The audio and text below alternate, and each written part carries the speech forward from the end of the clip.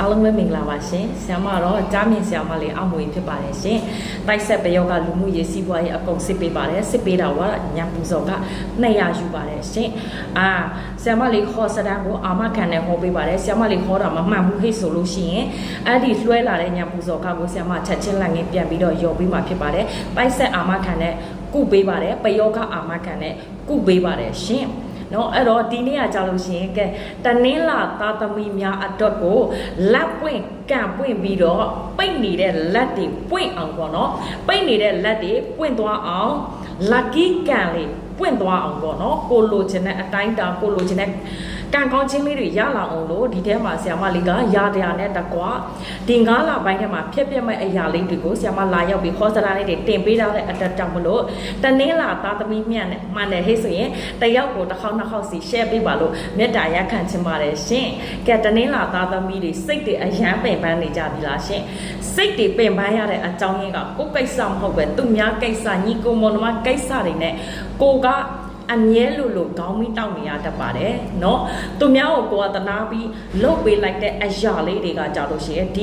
ဒီနေ့ထဲမှာပေါ့เนาะဒီ9လပိုင်းထဲမှာပဲ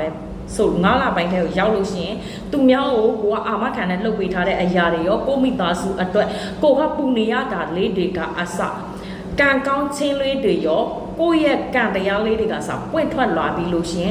်ငါကဘသူ့ဘယ်လိုလုပ်ပေးရမလဲငါဘသူ့ကိုဘယ်လိုမျိုးနီးလန်းနဲ့ရှင်းရမယ်ဟေးဆိုတာလေးတွေကစဒီ9လပိုင်းထဲမှာပေါ့နော်ပေါ်ပေါက်လာမယ်တွေးနိုင်တဲ့အနေထားပေါ့ကိုယ့်ရဲ့အောက်နောက်ကနေပြီးတော့ကိုယ့်ကိုပြန်လဲပြီးတော့ပြောပြလာမယ်အနေထားမျိုးလေးတွေရှိပါတယ်ရှင်เนาะအဲ့တော့တတင်းလာသားသမီးတွေကပါလဲဆိုရင်နံပါတ်1ကသူကဆက်ရလုံးလို့မရဘူးသူတို့ကိုဆက်ရလုံးလို့မရဘူးပြီးလို့ရှိရင်ဘယ်လိုပြောမလဲ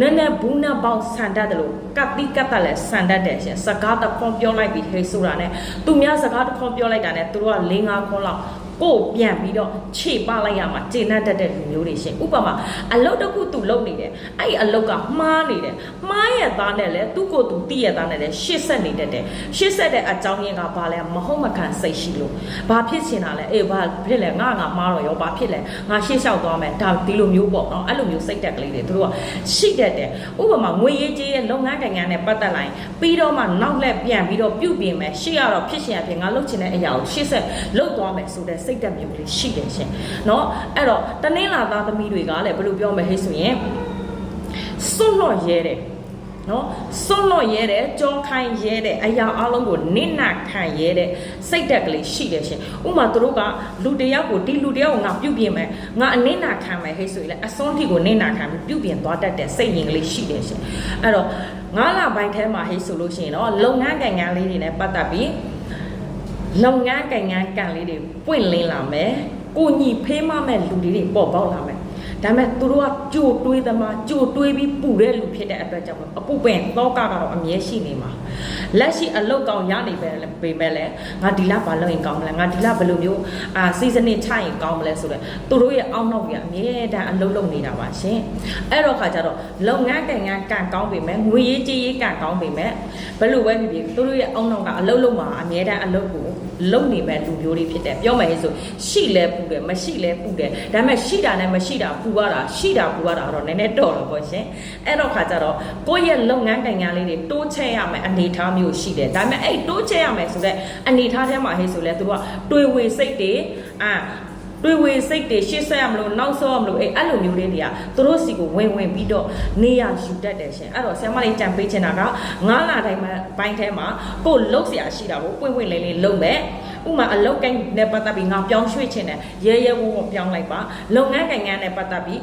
းငွေရေးကြေးနဲ့ပတ်သက်တဲ့အရာလေးတွေလုပ်မယ်ဟေးဆိုရင်လုပ်လို့ရပါပြီရှင်เนาะ9လပိုင်းထဲမှာမမျော်လင့်တဲ့လူတွေပေါ့နော်မမျော်လင့်တဲ့လူတွေကိုကဆုံးပြီလို့ထင်ထားတဲ့အရာလေးတွေကိုပြန်လဲပြီးတော့လာပေးမှတွေ့ရတယ်ကျွေးဟောင်းလေးတွေပြန်ရတာမျိုးပေါ့နော်ကျွေးဟောင်းရတာမျိုးအမွေရတာမျိုးအိမ်ချမ်းမြေယာနဲ့ပတ်သက်ပြီးတိဆောက်ရတာမျိုးလေးတွေဒီ9လပိုင်းထဲမှာ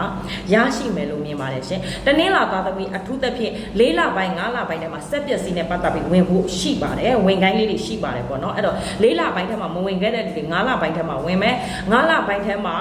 ဝ ဝင်စက်ပစ္စည်းနဲ့ပတ်သက်ပြီးဝင်ဖို့အနေထားရှိတယ်ငွေကြေးနဲ့ပတ်သက်ပြီးငွေအထုပ်ကြီးဝင်တတ်တယ်ဒါပေမဲ့ခြံကိစ္စအိမ်ကိစ္စကိုညီထားတဲ့ညီကိုမနမတွေရဲ့အရှုပ်ထုတ်တွေကိုရှင်းရတတ်တယ်ရှင်เนาะအဲ့လိုမျိုးအဲ့တော့ခါကျတော့တနင်္လာသားသမီးတွေကတဲ့9လပိုင်းထဲမှာဟဲ့ဆိုအင်မတန်လက်ပွင့်ကန့်ပွင့်ချဲကန့်ဒီကအရန်ကောင်းနေပါတယ်တဲ့เนาะအဲ့ဒီအရာတွေကိုစီကိုမြန်မြန်ဆဆလာအောင်ဟဲ့ဆိုရင်ဘာတွေလုပ်တင်တယ်လဲဆိုလို့ရှိရင်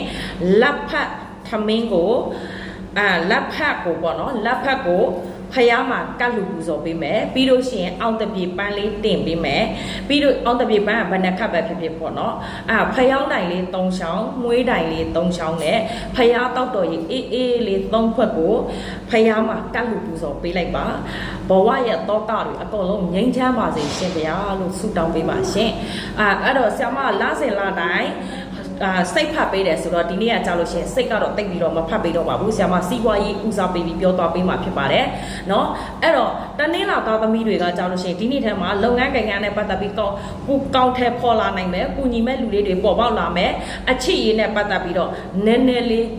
စိတ်တော့ကရောက်ရမယ်အချစ်ရည်နဲ့ပတ်သက်ပြီးစိတ်တော့ကရောက်တတ်ပါတယ်ဒါပေမဲ့ပြန်လဲအောင်မြင်ပြီးပြန်လဲအဆင်ပြေသွားဖို့လေးတွေလည်းရှိပါတယ်အချစ်ရည်နဲ့ပတ်သက်လိုက်နင်လားငါလားဘာဖြစ်လို့လဲဆိုလို့ရှိရင်တနင်္လာသားသမီးတွေကခုနကကျွန်မပြောသလိုပဲဘယ်တော့ခါမှလူကျွဲမခံတတ်ဘူးသူများအပြောမခံတတ်ဘူးကိုကအမြဲတမ်းမှန်ကန်စွာစီးနဲ့ဇနစ်နဲ့သွားနေတဲ့အတွက်ကြောင့်မလို့လက်ညှိုးထိုးပြီးသူ့ကိုပြောတာမျိုးသူ့ကိုဆရာလာလောက်တာမျိုးကိုလုံးဝမကြိုက်တတ်ပါဘူးသူများစီကလည်းကုညီလည်းမတောင်းတတ်သလိုကုညီလည်းမတောင်းရှင်တတ်ဘူးရှင်သူတို့ကသာသူများကိုကုညီမယ်သူတို့ကသာသူများအတွက်ဆိုအမြဲတမ်း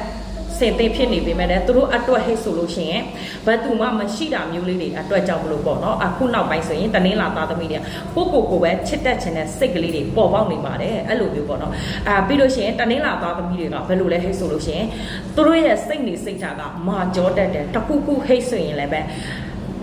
တကယ်ဟုတ်လာပြီဟဲ့ဆိုတဲ့အရာတွေရင်ထဲမှာနှိုက်ဆိုင်တဲ့စကားလုံးတွေဟဲ့ဆိုရင်သူများကိုမပြောတတ်ဘူးသူတို့ရဲ့ဘေးနားကလူတွေစိတ်ညစ်မှာစိတ်ဆင်းရဲမှာသူတို့ကအရန်ကြောက်တဲ့အတွက်ကြောင့်လို့ရင်ထဲမှာတိုးလှုပ်ဝက်တာတတ်တဲ့အခြေအနေနဲ့ပတ်သက်ရင်ပေါ့နော်တော်တော်နဲ့မပြောဘဲနဲ့လှုပ်ဝက်ထားတာမျိုးလေးတွေကိုရှိတတ်တယ်ပြောမယ်ဟဲ့ဆိုတယောက်တည်းကြိတ်မိတ်ပြီးပဲခံစားတတ်တယ်ဘသူတယောက်မှသူတို့နားမှာယုံကြည်ရတဲ့လူတွေမရှိတဲ့အတွက်တယောက်တည်းကြိတ်မိတ်ခံစားတာအကောင်းဆုံးပဲလို့သူတို့ကယူဆတတ်တယ်ရှင်နော်အဲ့လိုမျိုးကဲအဲ့တော့ဒီလောက်နဲ့ပဲဆရာမလေးကရဆိုင်မှာဖြစ်တဲ့အတွက်ကြောင့်လို့အဆောင်လေးတွေနဲ့ပတ်သက်ပြီးကပွင့်လန့်ပွင့်ခြင်းနဲ့ချဲကန်ထိကန်ကောင်းခြင်းနဲ့သူများအတိုက်ခိုက်ကကွယ်ခြင်းနဲ့ဈေးရောင်းဈေးဝယ်ကောင်းခြင်းနဲ့ငွေရေးကြေးနဲ့ပတ်သက်ပြီးတော့ဆောင်ထားခြင်းနဲ့ဆိုတဲ့လူတွေဒီအဆောင်တစုံတည်းနဲ့အကုန်ပြီးဆရာမစီရင်ပေးပါတယ်ရှင်အဆောင်ကတပတ်အတော်တွင်တစ်လအတော်တွင်လုံးဝတိတာထူးခြားစေတဲ့အဆောင်လေးပါကဲဆရာမလေးကိုဆက်သွယ်ခြင်းနဲ့ဆိုရင်တော့ဆရာမရဲ့ TikTok အကောင့်အောက်မှာ Facebook လေးရှိပါတယ်အဲ့ဒီထဲမှာဝင်ရောက်မေးမြန်းနိုင်ပါတယ်ရှင်